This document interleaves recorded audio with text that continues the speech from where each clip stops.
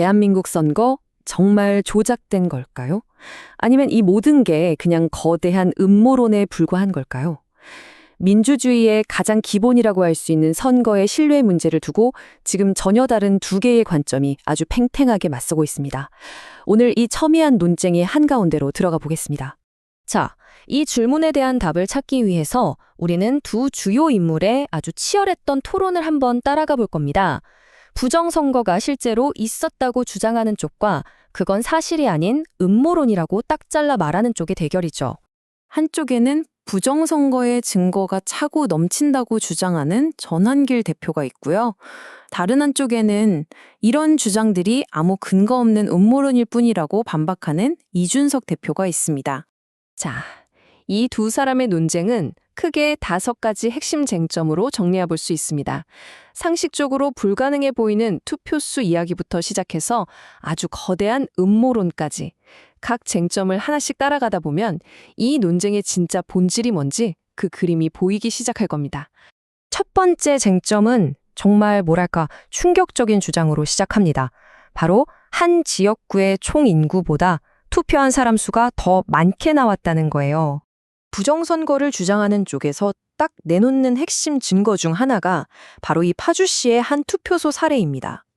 공식 기록을 보면 이 지역 인구는 159명인데 투표한 사람은 181명으로 집계가 된 거죠. 아니 상식적으로 어떻게 이런 일이 가능할까요? 그러니까 이분들 얘기는 이게 무슨 단순한 계산 실수가 아니라는 거예요. 이건 수학적으로 불가능한 일이고 시스템이 조작됐다는 걸 보여주는 명백한 증거다. 이렇게 주장하는 거죠. 하지만 이준석 대표는 여기에 대한 반박을 내놓습니다. 이게 무슨 복잡한 음모가 숨어 있는 게 아니라 아주 간단한 선거 절차를 이해하면 풀리는 문제라는 겁니다.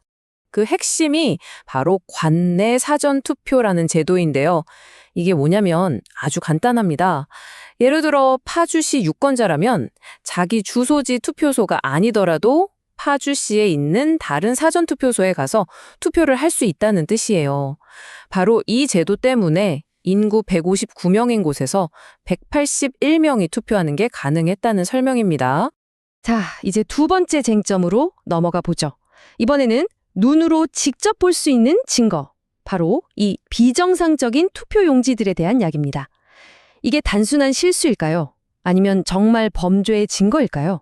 재검표를 하다 보니까 좀 이상하게 생긴 투표지들이 발견된 겁니다.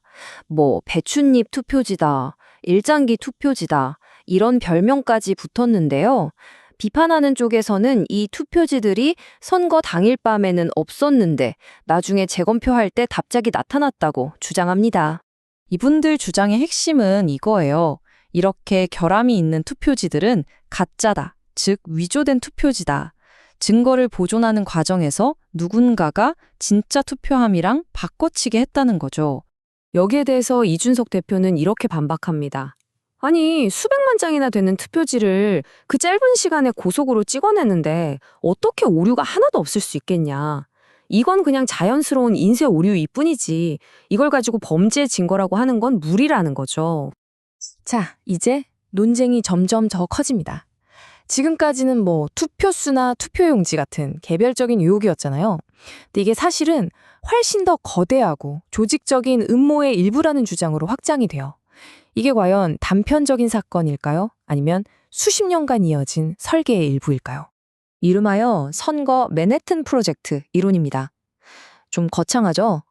2차 세계대전 때 미국이 원자폭탄을 비밀리에 개발했던 그 프로젝트 이름을 따온 건데요. 우리나라에서도 일부 정치인, 과학자, 관료들이 거대한 카르텔을 형성해서 25년 동안이나 부정선거 시스템을 만들어왔다는 주장입니다. 이 이야기에 따르면 부정선거는 최근에 갑자기 생긴 게 아니라 지난 25년이 넘는 시간 동안 아주 치밀하게 진화해온 뿌리 깊은 시스템이라는 겁니다. 그러자 이준석 대표가 아주 근본적인 질문을 던집니다. 아니 좋다 이거예요. 판사부터 말단 공무원까지 수많은 사람들이 연루된 이런 어마어마한 음모가 25년 동안이나 이어졌는데 어떻게 단 한 명의 내부 고발자도 없고 결정적인 증거 하나가 안 나올 수가 있냐는 거죠. 자, 이렇게 시스템 자체를 믿을 수 없다고 하니까 그럼 어떻게 해야 하냐? 전한길 대표 측에서는 해결책을 제시합니다. 어떻게 보면 좀 더 전통적인 과거의 방식으로 돌아가자는 제안이에요. 이들이 요구하는 해법은 딱 두 가지입니다. 아주 명확해요. 첫째, 사전투표 용지에 그냥 스탬프 말고 관리관 개인 도장을 찍어서 책임을 명확히 하자. 둘째, 기계는 믿을 수 없으니 아예 싹 없애고 처음부터 끝까지 사람들 눈앞에서 손으로 직접 세자는 겁니다. 이에 대해서 이준석 대표도 개인 도장을 찾는 것 같은 절차 개선은 오케이다, 받아들일 수 있다는 입장입니다.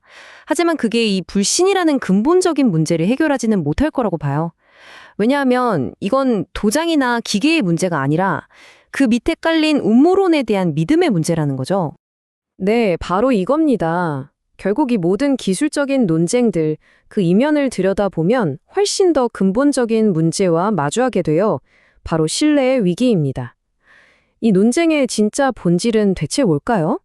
그걸 상징적으로 보여주는 게 바로 126이라는 숫자입니다. 이게 뭐냐면 부정선거 의혹 관련해서 제기됐다가 법원에서 전부 기각된 소송 건수예요.